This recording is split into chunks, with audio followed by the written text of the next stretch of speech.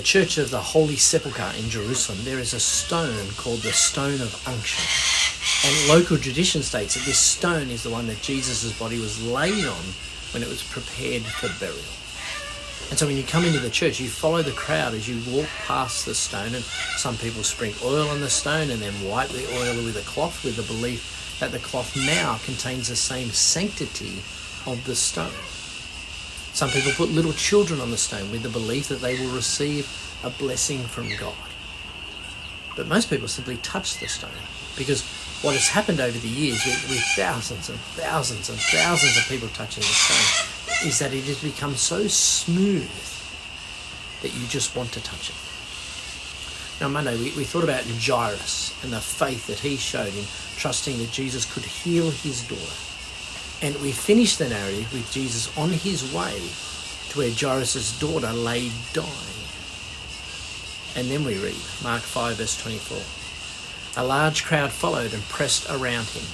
A woman was there who had been subject to bleeding for 12 years. She had suffered a great deal under the care of many doctors and had spent all she had. Yet instead of getting better, she grew worse. When she heard about Jesus, she came up behind him in the crowd and touched his cloak, because she thought, if I just touch his clothes, I will be healed. Okay, so just like Jairus, this woman is desperate. She has seen doctors, spent all her money, and it hasn't helped. Now, we don't know if she's married or has children, but because the issue is a blood issue, she's treated as an outcast who has no hope for a future apart from Jesus healing her. And so he reaches out, and she reaches out and touches his cloak. Mark 5 verse 29. Immediately her bleeding stopped, and she felt in her body that she was freed from her suffering. At once Jesus realized that power had gone out from him.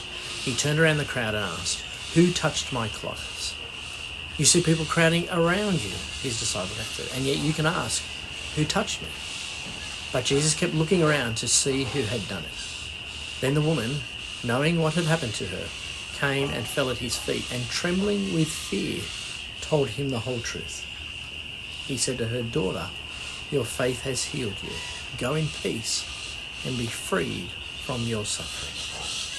Now, there is a lot we can say about this, and I'll explore some ideas of this on Sunday. However, what this is a demonstration of faith. Now, the woman came to Jesus because she knew that he could heal her, and she believed that simply touching his cloak could make her better. Okay, that's what faith is. Faith is trusting in Jesus.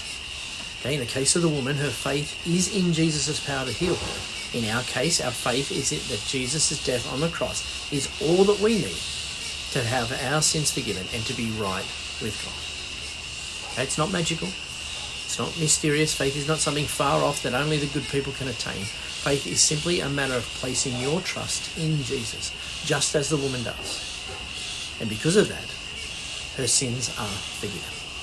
Now, we all know men, women, and children who have faith in or trust in various things in their life, but Jesus is not one of them. Okay, and so ultimately what or who they trust in will only bring them joy or satisfaction or contentment in this life. But what joy Jesus offers is much more. And so, friends, take a minute to consider the faith shown by the woman who was bleeding and compare that with your faith. And then pray and ask God to increase your trust in Jesus to such an extent that, like the woman who has to touch Jesus, so too you will have to speak to your friends and family about him.